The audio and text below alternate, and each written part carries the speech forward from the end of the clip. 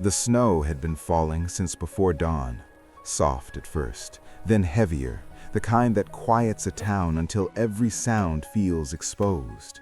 And on the edge of the park, where the road thinned into a narrow path, a boy stood alone, crying without knowing who might hear him. His small boots already soaked, his hands tucked uselessly into the sleeves of a coat that was too thin for this cold.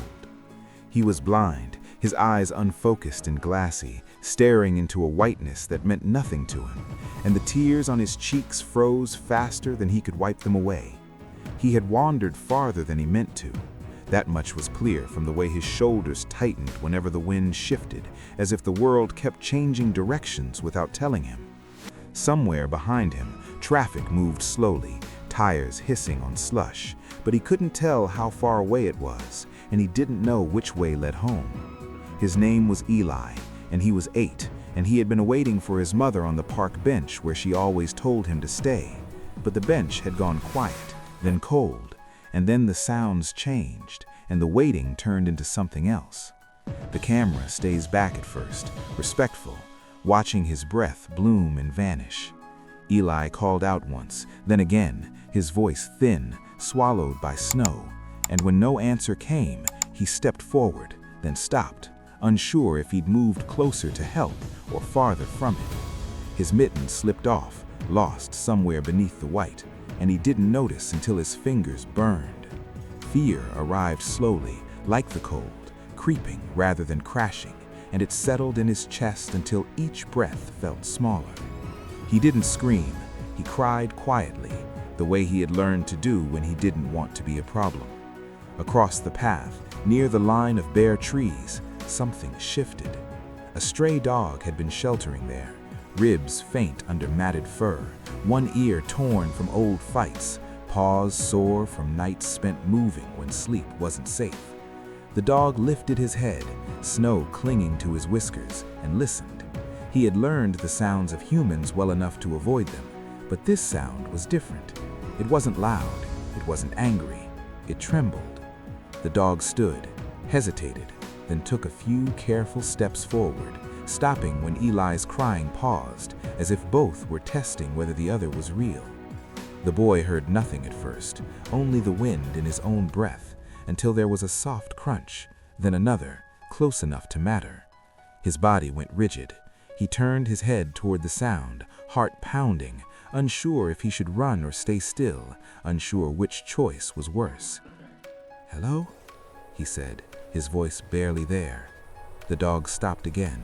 He lowered himself to the ground, instinct telling him that stillness could mean safety. The snow kept falling. Minutes passed, stretched thin. Eli's tears slowed, replaced by shivers that shook his whole frame. He hugged himself, rocking slightly, a motion that made the dog lift his head again. Something in that movement drew him closer. He stood and walked the last few steps, careful, slow, until he was beside the boy. He didn't touch him, he just sat. The camera lingers on the dog's shaking breath. Eli felt the presence before he understood it, a warmth at his side, a sound of breathing that wasn't his own. His shoulders tensed, then eased a fraction. "Are you a dog?" he whispered, as if the snow itself might answer. The dog didn't move, didn't bark, didn't lick. He stayed where he was, close enough that their sleeves brushed when the wind pushed them together. Eli reached out with one bare hand, stopping inches away, afraid of what he might find, afraid of finding nothing at all. The snow kept falling, and somewhere, not far enough, help was making its own slow decisions, unaware that a small life and a stray one had just crossed paths in the cold, with no promise yet of what sitting together would mean. Eli's hand hovered in the air, fingers stiff and aching, until the dog shifted his weight just enough for a warm flank to brush against the boy's knuckles, and the contact made Eli inhale sharply, not in fear this time, but in surprise at something solid and alive choosing to stay. He didn't grab, he rested his hand there lightly, as he had been taught to do with animals he couldn't see, letting them decide first. The dog stayed still. His breathing was slow but uneven. each exhale carrying the faint smell of wet fur and cold. Snow gathered on his back and melted into the tangles, dripping down to the ground between them. Eli listened, counting breaths without knowing he was doing it, and with each one, the tightness in his chest loosened a little. He slid down until he was sitting in the snow, legs stretched out, boots numbed. The dog adjusted too, curling his tail around his paws, a posture that spoke of long practice conserving warmth. Neither knew how long they sat like that, time blurred in the cold. Eli talked quietly, the way children do when they think no one else is listening, telling the dog that his mom would be back soon, that she had just gone to the restroom, that she always came back. He repeated it until the words sounded thin even to him. The dog's ear flicked at the sound of Eli's voice, but he didn't pull away. He had learned that voices could mean kicks or scraps, but this one carried no sharp edges. It rose and fell like a question without an answer. Wind pushed through the trees, sending a rush of snow down around them, and Eli flinched, clutching at the dog's fur without meaning to. The dog stiffened, then relaxed, leaning into the contact just enough to keep balance. The camera stays close on the small hand buried in fur. Eli realized then how cold he was. His teeth chattered, and his words slurred together. He tucked his bare hand back inside his sleeve, ashamed of needing the warmth. The dog shifted closer, their sides pressed now, sharing what little heat they had. Somewhere in the distance, a door slammed. Eli lifted his head, listening hard, hope rising and falling in seconds as the sound faded. The park felt empty again. The dog lifted his head too, scanning with eyes that missed nothing, though they understood little. They saw no one coming. They saw only white and gray, and the boy beside him. Minutes passed. Eli's crying started again, softer than before, exhaustion pulling it out of him like a tide going back. The dog made a small sound then, not a bark, just a breath pushed out through his nose, a vibration Eli felt more than heard. It surprised them both. Eli froze, then laughed weakly, a short sound that turned into a cough. "It's okay," he said, though it wasn't clear who he meant it for. Snow crept up around their legs. Eli's thoughts drifted. He wondered if his mom was lost too. He wondered if sitting down had been a mistake. The dog wondered if staying still too long was dangerous. Hunger gnawed at him, old and familiar, but there was no food here, only the boy's scent, clean and small. A figure passed at the far edge of the park, bundled and hurried, head down against the weather, unaware. Eli didn't hear them. The dog watched until they disappeared. The cold deepened. Eli's shivering slowed, which should have worried him, but he was too tired to notice. His head tipped forward, resting briefly against the dog's shoulder before jerking awake again. The dog shifted to support the weight without knowing why. He had followed people before and been chased away. He had sat near fires he wasn't allowed to approach.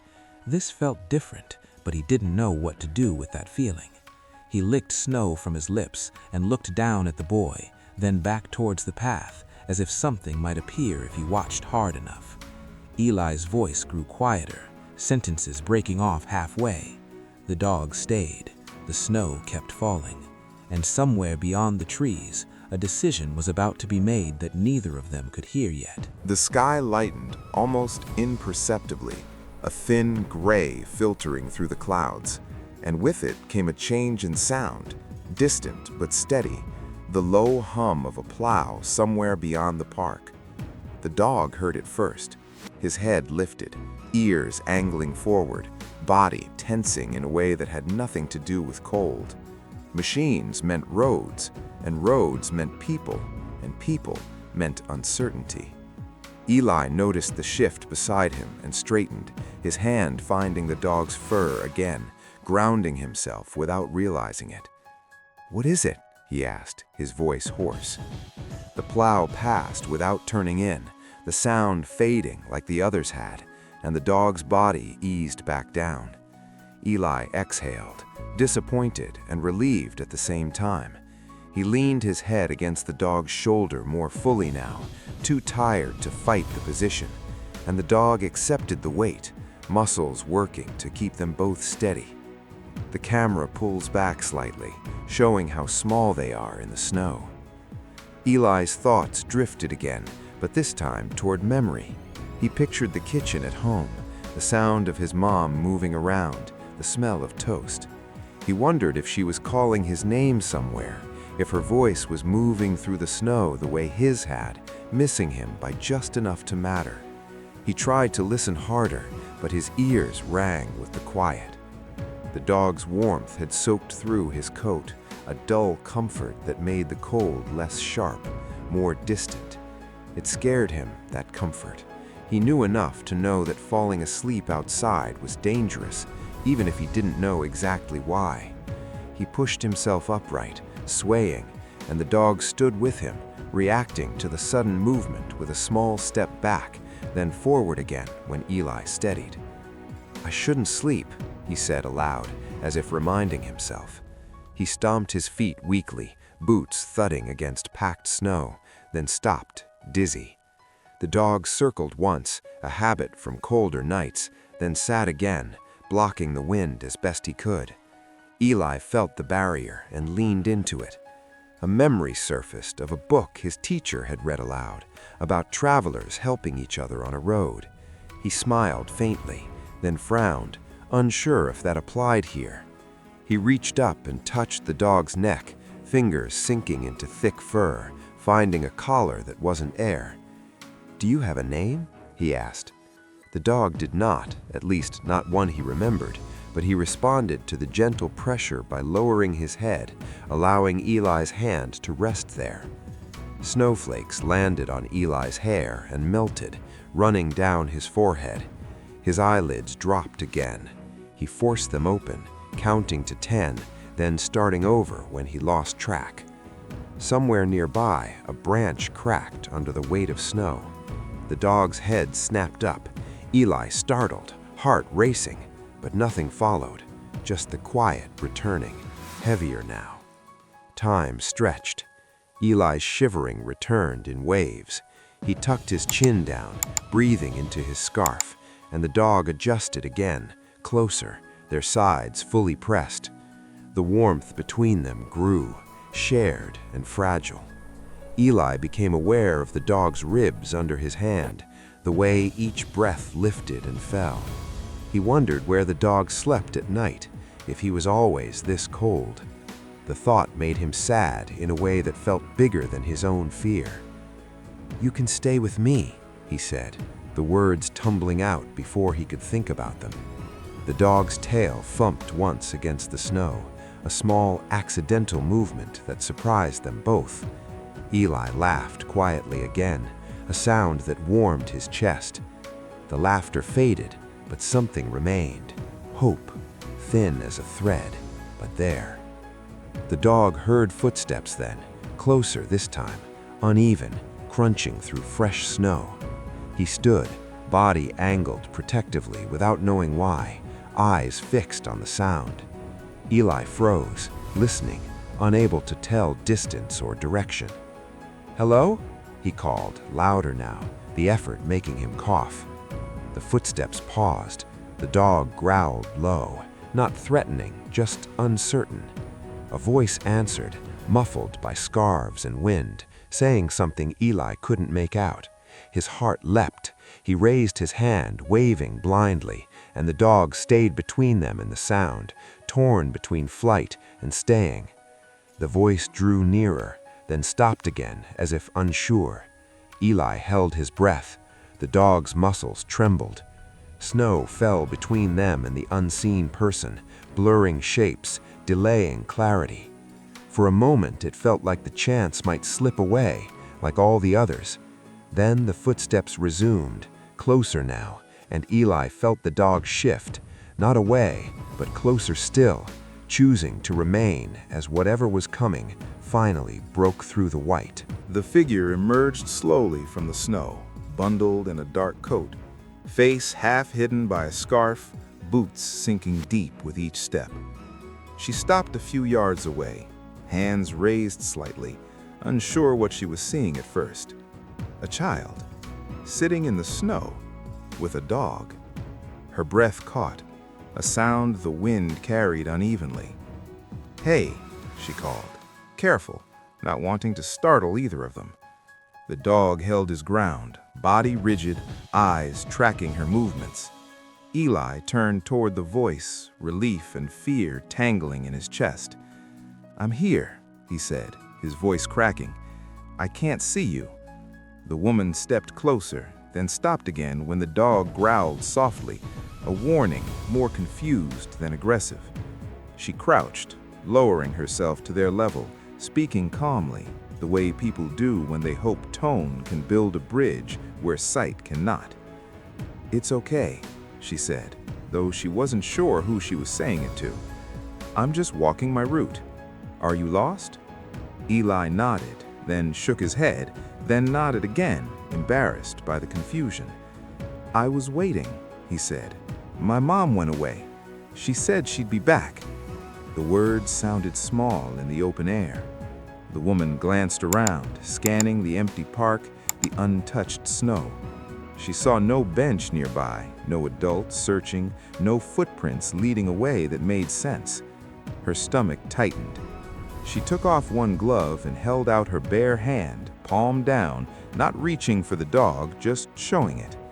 The dog watched, nostrils flaring, then leaned back slightly toward Eli as if checking in. Eli felt the movement and placed his hand on the dog's shoulder, a steadying touch. "He's with me," Eli said, protective without knowing why. The woman nodded. "That's okay," she replied. "He seems like a good friend." She shifted closer, close enough now that Eli could hear her breathing, smell the faint soap on her coat. "I'm going to sit down," she narrated every move. She lowered herself into the snow a few feet away, wincing at the cold seeping through her pants. The dog relaxed a fraction, sitting again but not lying down, eyes never leaving her. "My name's Karen," she said. "What's yours?" "Eli," he answered. Saying it felt grounding. Karen nodded, committing it to memory. "Eli," she repeated. "I think we should get you somewhere warm." Eli's shoulders slumped with relief, then tensed again. "My mom," he said quickly. "She'll come back." Karen hesitated. She didn't want to pull him away if his mother was nearby, but the cold was unforgiving, and the boy's lips were pale. She made a decision, careful and human and imperfect. "We'll look for her," she said. "But first, let's stand up together." She reached out, stopping short, waiting for permission. Eli reached for her hand, missing it twice before she guided his fingers to her sleeve. He grasped it tightly. The dog stood as well, stepping between them, then adjusting, allowing Karen closer once Eli was on his feet. He wobbled, legs stiff, and Karen steadied him, one arm around his shoulders, mindful of the dog's space. They took a step, then another. The dog moved with them, close, brushing against Eli's leg, a constant point of contact. Snow crunched underfoot, louder now, more real. Karen called out as they walked, projecting her voice. "Is anyone looking for a child?" The words echoed off trees and disappeared. No answer came. Eli's hope dimmed, then steadied, anchored by the hand in his and the warmth at his side. They reached the path where the snow was thinner, trampled by earlier walkers. Karen guided him toward the road, toward the small building near the park entrance, where volunteers sometimes waited out storms. The dog hesitated at the edge of the path, instincts pulling him back toward the trees, toward what he knew. Eli felt the hesitation immediately. He stopped. "He's coming too," he said, a question and a statement wrapped together. Karen looked at the dog, at his thin frame, his wary eyes, then back at Eli. She nodded once. "Yes," she said, "he can come." The dog watched her for a long moment, then stepped forward, following Eli, leaving the shelter of the trees behind. Snow continued to fall, but now there were footprints marking their passage, proof that they had moved, that someone had noticed, that the waiting had shifted into something else. even if the ending was still unclear. The small building at the park entrance was barely more than a heated shed, its windows fogged from the inside, a dim light glowing like a promise through the snow. Karen pushed the door open with her shoulder, a burst of warm air spilling out, carrying the smell of coffee and damp wool. Eli stumbled slightly as the temperature changed, his body reacting before his mind caught up. The dog paused at the threshold, nails scraping on concrete, ears back, overwhelmed by the sudden closeness, the unfamiliar smells. Karen knelt again, keeping her voice low.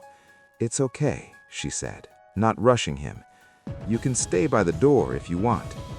Eli felt the dog hesitate and tugged gently on his fur. "Please," he whispered, not sure who he was asking. The dog took one step inside, then another, shaking snow from his coat in a spray of cold droplets. A man behind the counter looked up, surprise flashing across his face. "What's going on?" he asked. Karen explained quickly, keeping details simple. "Lost child, blind, found in the snow." The man's expression softened into concern. He reached for a phone. Eli sank on a bench, legs giving out now that he didn't have to stand. The dog sat at his feet, pressed close, head resting against Eli's knee. The camera lingers on the steam rising from their clothes. Someone draped a blanket around Eli's shoulders. He flinched at first, then relaxed, the weight comforting.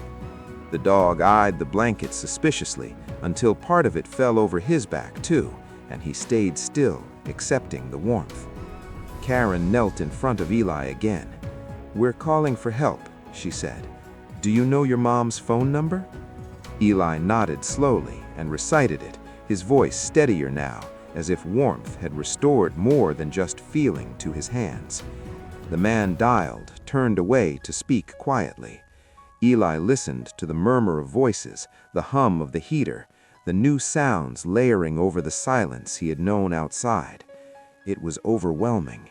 He pressed his face into the dog's fur, breathing in deeply, grounding himself in something familiar. The dog tolerated the closeness, eyes half closed, exhaustion settling into his bones now that vigilance wasn't required. Minutes passed. The door opened once, letting in a gust of cold, and a couple of volunteers shaking snow from their hats. They stopped when they saw Eli, their voices dropping. Someone offered hot chocolate. Eli wrapped his hands around the mug, careful, savoring the heat. He spilled a little on his sleeve and laughed weakly. The dog sniffed the air, curious but staying put. Karen sat nearby, keeping watch, a quiet anchor. The man returned from the phone, relief and urgency mixed on his face. "We reached her," he said. "She's on her way." Eli's chest tightened. Relief came first, sharp and bright, followed by something else, a flicker of worry he hadn't expected. He looked down at the dog, fingers tracing the rough line of his ear. "She's coming," he told him. The dog lifted his head, ears twitching at the tone, not understanding the words, but catching the shift. Time stretched again, but this time it was different. There was an end in sight, even if it wasn't here yet. Outside, a car pulled up, tires crunching, then another. Voices rose, muffled through glass. Eli's heart raced. He stood too quickly, bumping into Karen, apologizing. The dog stood too, alert now, body tense. Footsteps approached the door, fast and uneven, and then it opened, letting in cold air and a woman's voice breaking as she said his name. "Eli?" She crossed the room in seconds, dropping to her knees, pulling him into her arms. Eli buried his face in her coat, breathing her in, tears finally flowing freely now that he was safe enough to let them flow. The dog watched from inches away, unsure, tail low, ready to retreat. The woman noticed him then, pausing mid-embrace, confusion and gratitude crossing her face as she took in the scene. "Who's this?" she asked softly. Eli pulled back just enough to answer, one hand still clutching her sleeve, the other reaching for the dog. "He stayed," Eli said simply. The room went quiet for a moment, everyone absorbing that.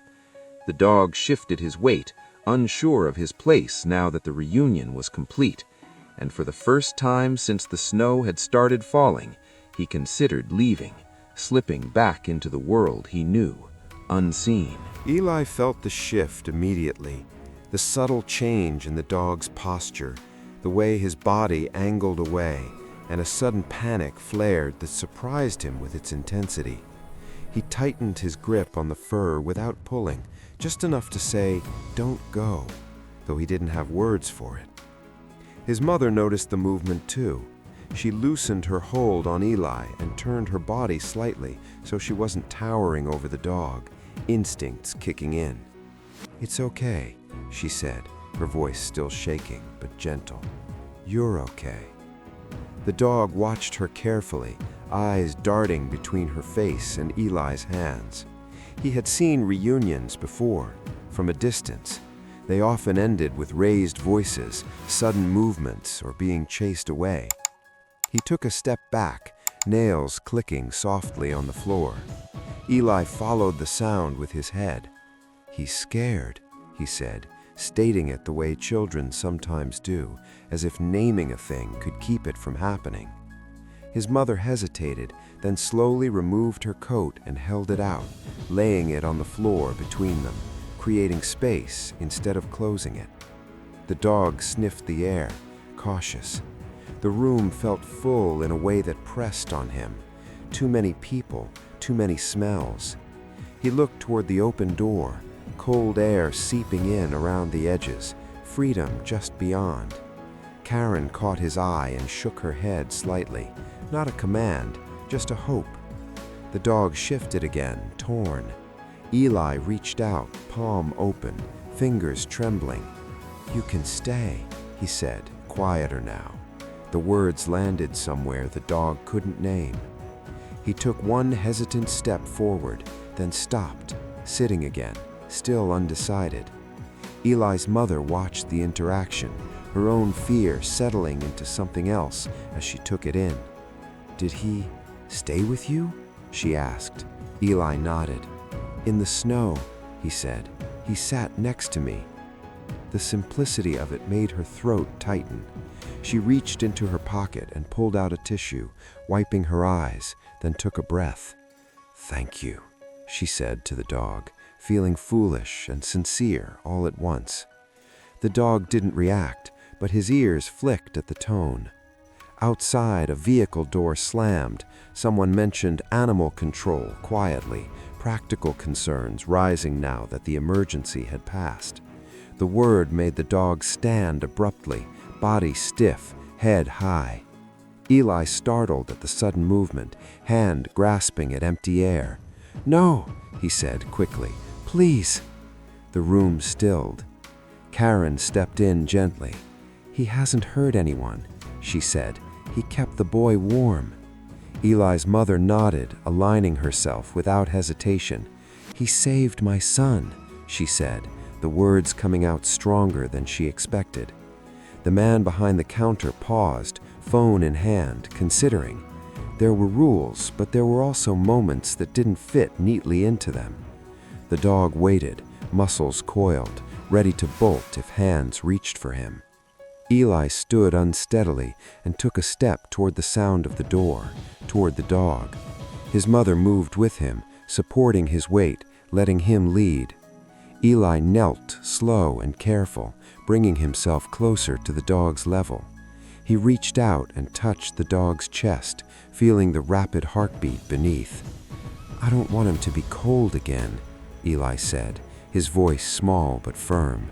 The dog froze, then exhaled, a long breath that seemed to empty some of the tension from his frame. He sat back down. Eli smiled, a soft expression that didn't need sight. The adults exchanged looks, the kind that acknowledged something unspoken passing between them. Outside, the snow continued to fall, but inside, there was warmth, there was trust, and for the moment there was hope that the day might end without loss. Each breath seemed lighter, the tension in their bodies easing just enough to allow a fragile peace to settle between the three of them, binding them together in unspoken understanding. And yet, even with the room filled and the situation addressed, a quiet question lingered in the back of every mind. What would come after, once the snow melted and the world resumed its indifference? The dog didn't know. Eli didn't care. For now, they existed together, tethered by survival, warmth, and the quiet assurance that someone had chosen to stay. Hours passed, though it was hard to tell exactly how long, measured only by the dimming light outside and the slow, steady rise and fall of the dog's chest beneath Eli's hand. The small space of the shed had transformed from a temporary refuge into something almost sacred, a place where fear and cold had been replaced with a fragile calm. Eli's mother had called family and friends, relaying the story of the boy and the dog who had found each other in the snow, but she kept her attention on Eli, watching for signs of fatigue, shivering, or anxiety. He shifted slightly, and the dog mirrored the movement, a subtle synchronicity forming without conscious thought. Karen checked the phone again, confirming the rescue group's ETA, and sat back, observing, giving them room while remaining close enough to intervene if needed. Eli whispered intermittently, talking to the dog about small things, his favorite book, the sound of the kitchen at home, the smell of the toast his mother always burned just a little, words that floated into the air, more for the comfort of hearing them than any expectation of response. The dog listened, tilting his head occasionally, tail brushing against the floor with the smallest of movements, steadying the boy, without understanding why. Outside, the wind had softened, the snow now falling in delicate, lazy patterns, each flake layering the world in quiet stillness. Eli's mother watched him, hands resting lightly on her knees, heart caught somewhere between relief and lingering worry. "You're safe now," she said softly, though she knew that safety was only the present moment, fragile and temporary. Eli nodded, fingers tightening slightly around the dog's fur. The dog exhaled a slow, warm breath against Eli's hand, closing his eyes briefly, a rare sign of trust. Karen adjusted her position, glancing at the shed's door as footsteps approached. Someone from the rescue group had arrived, their muffled voices carrying in through the open doorway. The dog lifted his head, ears pricking, unsure whether these new people would be friend or threat. Eli's mother spoke gently, reassuring him, her words bridging the gap between the known and the unknown. The rescue worker stepped inside, pausing at the threshold, observing the scene, a boy, a dog, and a mother caught in a moment that felt larger than itself. "Everything okay here?" the worker asked softly. Eli nodded, not letting go of the dog, and the dog remained seated, tail tucked, eyes flicking between the boy and the new figure. Plans were discussed in low tones, where the dog could go temporarily, how to ensure Eli remained safe, what steps to take next. But for now, nothing needed to move too fast.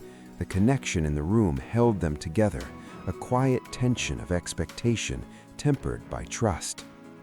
Eli leaned back against his mother's knees, closing his eyes briefly, letting the warmth sink in, and the dog rested his head on Eli's lap, steadying himself too.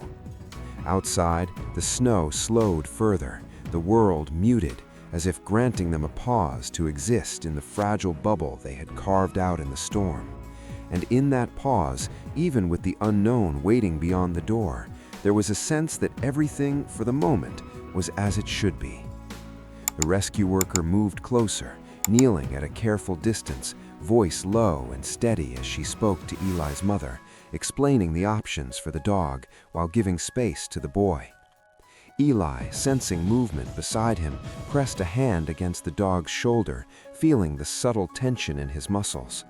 The dog's ears flicked, eyes scanning the new person but not moving away, body weighted with hesitation and instinct. Eli whispered, "He doesn't want to leave," and the worker nodded, acknowledging both the boy's words and the unspoken bond in the room. Outside, the snow had slowed to a soft flurry, and the fading light gave the shed a warm, almost golden hue, painting the walls and their faces with something gentle, something still. Eli's mother ran a hand through his hair, smoothing it back, grounding him in the warmth of her presence, while keeping her other eye on the dog. Karen stepped forward slightly, suggesting quietly that perhaps they could take the dog to a foster home where he would be cared for, but she added softly, "He's calm with him. Maybe we should wait a little." Eli's mother glanced down at his son, noticing how still he was, how connected he seemed to the dog, and made the decision in a slow, steady breath. "Let's not rush him." The dog, sensing the shift in tone, relaxed fractionally, tail flicked once against the floor. The rescue worker adjusted her stance, kneeling lower, speaking softly to the dog in tones meant to comfort, not command, while keeping her hands visible. Eli reached out and traced the dog's ear, careful, steady. "It's okay," he murmured. "You don't have to go anywhere you don't want." The dog exhaled slowly, the first fully relaxed breath since the morning, and lowered his head to rest against Eli's lap. Outside, the wind stirred gently, brushing snow against the windows, reminding them of the world beyond. But inside, the air was warm, still, and quiet. Minutes passed with no one speaking loudly, only the murmur of conversation behind them as plans were made, punctuated by Eli's soft whispers to the dog. Eli spoke of small things, names of colors he liked, sounds he remembered, and the dog listened, adjusting position slightly each time Eli shifted. Eli's mother sat back on her heels, watching, noting the way the boy's hands rested on the dog, the subtle pressure of trust forming between them. Karen checked the phone quietly again, making sure the foster arrangement could wait just a bit, and everyone deferred to the natural pace of the room, to the fragile rhythm of connection that had formed. The dog, once wary and tense, now settled fully beside Eli, breathing slower, muscles softening, body pressed gently against the boy's legs. Outside, night began to creep over the park, the last light fading behind clouds, but inside, a sense of safety and warmth had taken hold, holding them suspended in a quiet, hopeful stillness that none of them wanted to break too soon. And in that pause, even with the unknown waiting beyond the door, there was a sense that everything, for the moment, was as it should be. Night deepened outside, the park now a soft blur of white and shadow, and inside the shed, the quiet stretched in measured breaths. Eli had leaned back fully against his mother, eyelids heavy but not fully asleep, his fingers still pressed against the dog's thick fur, tracing the familiar contours as if memorizing them. The dog remained at his side, chest rising and falling slowly, eyes half closed, but alert enough to catch any sudden movement, the instincts of months spent surviving on streets still flickering beneath the surface.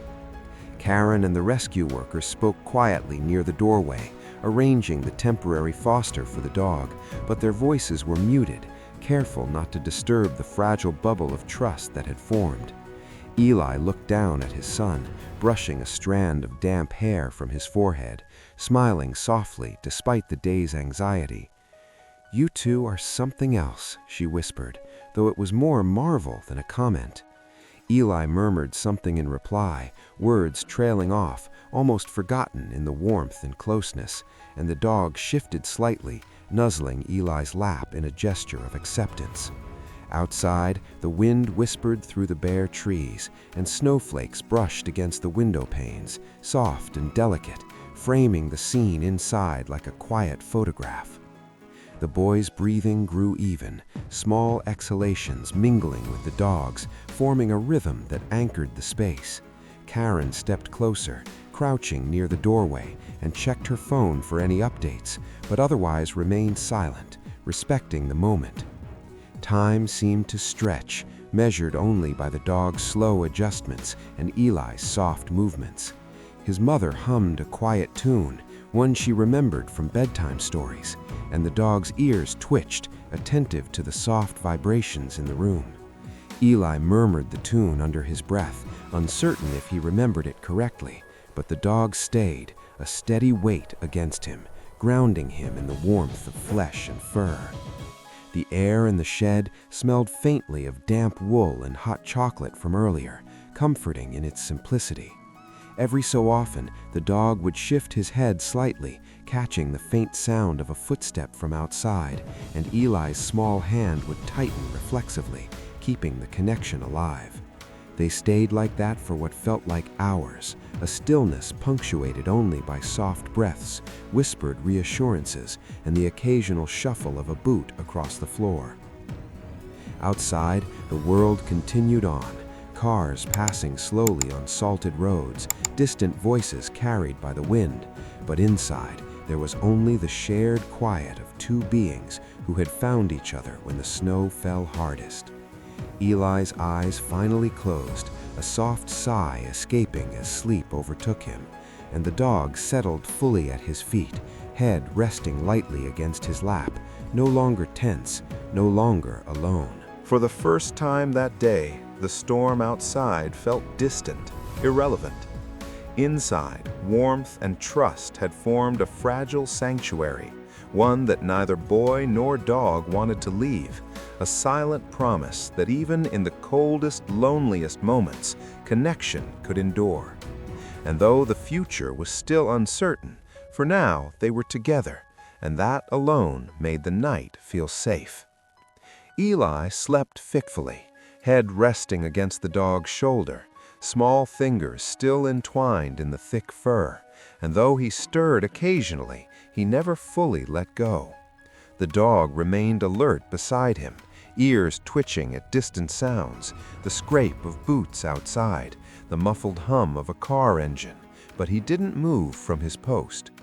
His body had shifted from survival mode to something else, companionship, the careful patience of a creature who had learned that some humans could be trusted. Eli's mother sat nearby, knees tucked close to her chest, watching the boy and the dog with a mixture of awe and exhaustion, heart tightening every time Eli stirred, relief flooding back each time he exhaled softly. Karen spoke in low tones to the rescue worker, arranging what would happen in the morning, but the words felt secondary to the quiet presence of the three in the shed. The boy's breaths evened out as he sank further into sleep, murmuring fragments of words and the softest hum of the tune his mother had been singing earlier. The dog responded with a slight shift, leaning in, maintaining contact, and letting the warmth and the rhythm of human breath guide him. Outside, the snow had stopped, leaving the park a soft expanse of white under a darkening sky. But inside, the room held a different kind of light, the warmth of trust, a fragile certainty that someone cared and would not leave. Eli stirred once more, then opened his eyes briefly, small blue flecks reflecting the dim light as he blinked at the dog beside him. "You stayed," he whispered, voice raw and small, more statement than question. The dog exhaled, a slow, deliberate breath, tilting his head in a way that seemed to acknowledge the boy, though he could not understand the words. Eli reached up to stroke his fur again, hand moving gently over the coarse coat, memorizing the texture, the warmth, the steady heartbeat beneath. His mother leaned closer, voice soft. "He stayed because he wanted to," she said, not expecting an answer. Eli nodded, eyes closing briefly, comforted by the thought. Karen glanced at them both, noting the subtle ways trust had grown, how the boy and the dog communicated without words. The rescue worker cleared her throat quietly, preparing to suggest arrangements for the dog, but everyone paused, reluctant to interrupt the fragile balance that had formed. Eli shifted slightly, murmuring again, "I think he understands me." The dog twitched his ears, shifting just enough to rest closer, and Eli smiled faintly in the dim light, the first smile in hours that felt completely unguarded. Outside, the last traces of snow clung to the branches, silent and still, as if the world itself had paused. Inside, the warmth held them together, a fragile bubble where fear had been replaced by calm, and the boy finally let himself relax fully, knowing that for the night he was not alone, and that the bond he had found in the snow could carry him through what was to come. The dog's eyes closed slowly, trusting Eli's touch, their breaths sinking in the quiet room. Time passed in this soft rhythm, and for the first time since morning, the tension dissolved entirely, leaving only connection, relief, and the quiet certainty that some meetings, however unlikely, could change everything. And though the future still held questions, where the dog would go, what would happen in the morning, how the world might intrude, the present was complete, warm, and unshakable. The first light of morning filtered softly through the fogged windows, dusting the room in pale gold, and for a moment everything felt suspended between night and day, between the storm that had passed and the world waiting outside. Eli stirred slowly, stretching slowly, hands still resting on the dog's back, tracing the familiar contours as if to remind himself that this was real. The dog opened one eye, then another, and nudged Eli gently with his nose, a small affirmation that he was still there, that nothing had changed overnight. Eli's mother moved closer, voice soft and steady, brushing damp hair from his son's forehead, and for the first time she let herself relax fully, letting relief settle into her chest. Karen had already gone to make arrangements for the dog's temporary care, but she paused at the door, glancing back at the scene, aware of how delicate and profound the connection was. Outside, the streets were quiet under a blanket of white, sunlight glinting off frost-laden branches, the world calm after the storm. Eli slowly rose to his knees, fingers lingering in the dog's fur, reluctant to let go, and the dog responded with a small shift, leaning in as if offering the same reassurance. "I'm glad you stayed," Eli whispered softly, words carrying more than their meaning, a simple truth he knew without seeing it. His mother reached down, encircling both him and the dog in her arms, the three of them forming a fragile circle of warmth and trust. Outside, the first birds of the morning called softly, distant and indifferent to the lives changed beneath the falling snow. Eli rested his head lightly against the dog's shoulder, breathing in the steady rhythm, and the dog exhaled in response, a quiet echo of trust. In that small shed, light spilling across blankets and coats, the chaos of the world felt distant and unimportant. All that mattered was the presence beside him, the steady weight at his side, and the quiet knowledge that even when the cold and uncertainty returned, he had someone to share it with. The dog had chosen to stay, and in that choice was a promise stronger than words, a promise that connection could exist, that fear could be softened, and hearts, whether human or animal, could find each other in the snow and hold on.